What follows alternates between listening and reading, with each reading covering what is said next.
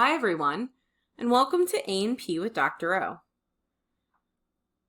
In this slide, we're going to go ahead and talk about sectional anatomy and take a look at some terminology related to sectional planes. In order to help us visualize the sectional planes, I have a figure here from the Anatomy and Physiology OpenStax book. The first one that we will take a look at is this plane here, which if we trace the line is going to divide the body into a right half and a left half.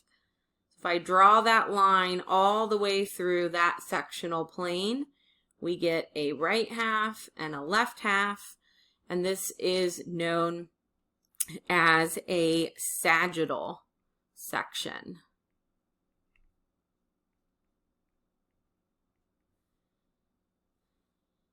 We have two other terms associated with this. We have mid-sagittal and parasagittal. As the name kind of implies, for mid-sagittal, this is when the plane is in the middle, directly on the midline of the body. And this is where we're going to have a cut that gives us equal right and left halves. Because again, a sagittal cut will give you a right and left half. If it's mid-sagittal, those halves are equal. Parasagittal, on the other hand, is offset from the middle, so it's not directly in the middle, and therefore this cut is going to result in unequal right and left halves.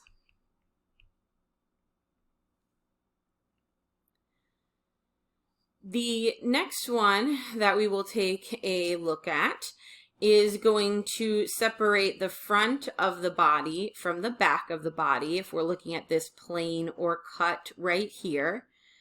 And this is known as a frontal cut, or the frontal plane.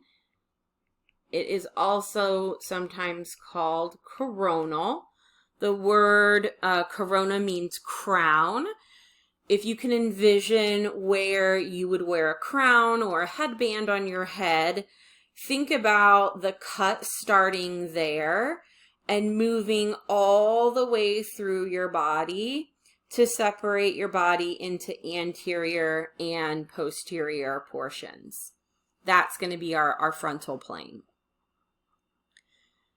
This last one that we can see here, and if I kind of trace how this one is cutting.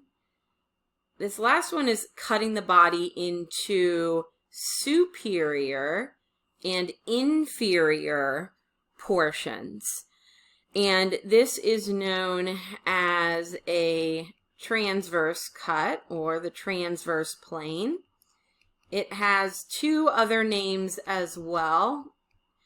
You could use the term horizontal, since it is a horizontal cut right there, or plane.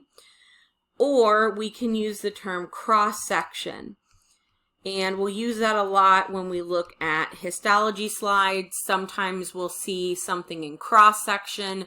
Sometimes we'll see it in what's called a long section or longitudinal section.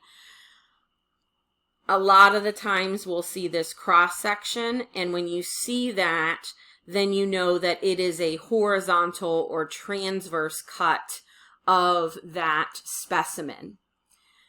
Don't forget, anytime we have an AKA, you just need to pick one of those terms to use when you're studying, but I do like to make sure that I mention all of them, just because different resources might use different terminology, or again, we might use different terminology in different circumstances.